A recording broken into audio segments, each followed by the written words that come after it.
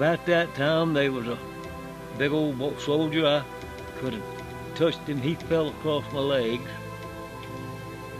And he'd been shot 4 or 5 times and bleeding all over. And as I passed out, I reached over and caught him and pulled him up over. And I stopped right along here.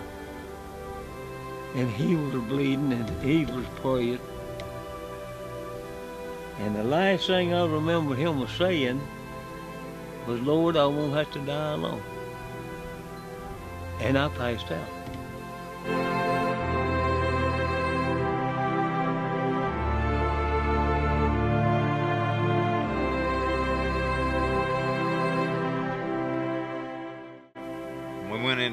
As soon as we went into Kuwait, I was in the second, it's an Amtrak's what we call it, it's Armored Personnel Carrier.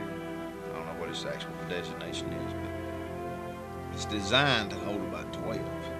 The Marines stick about 20, cram about 20 in there. So we were the second Amtrak to go across the line. And as soon as we go across the line, we started taking fire, small arms fire, like AK-47s, that kind of stuff. And then your immediate action drills for that is they stop, because that's a thin-skinned vehicle. The gas tank's on the sides. So our pack's on the outside, but they ain't gonna stop a bullet.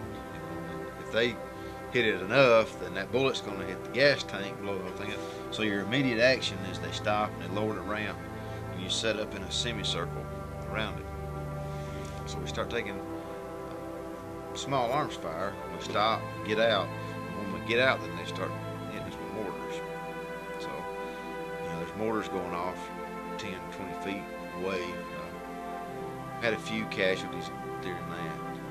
Nobody in my unit was killed the entire time. Had several pretty bad casualties.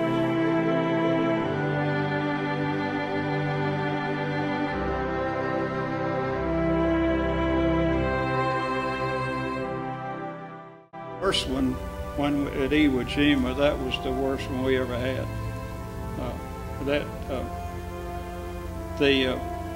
Now I went in the second day on Iwo Jima, and we were getting ready to get down the rope ladder into these boats, and we had one boy, was Corporal Petticord from Maryland.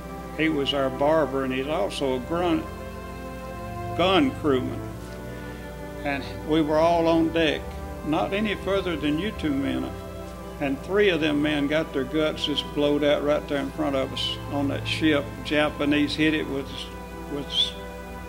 when they was firing at us. And we were off the coast pretty much. And they took them 3 bodies, wrapped them in shelter halves and the baskets that they bury them at sea, and had a little memorial service and buried them 3 men right there at sea.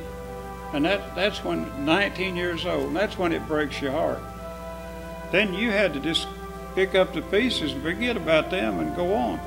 So then we got aboard a boat eventually and started into Iwo Jima, and the Japanese firing at you with mortars and machine guns, just continuously till you got into the beach. And then you seen that one picture where we were all in there trying to move up on the beach together. And our vehicles were all getting stalled because it was a volcano ash. No, they couldn't move. By the way, I got some of that at home in a little jar.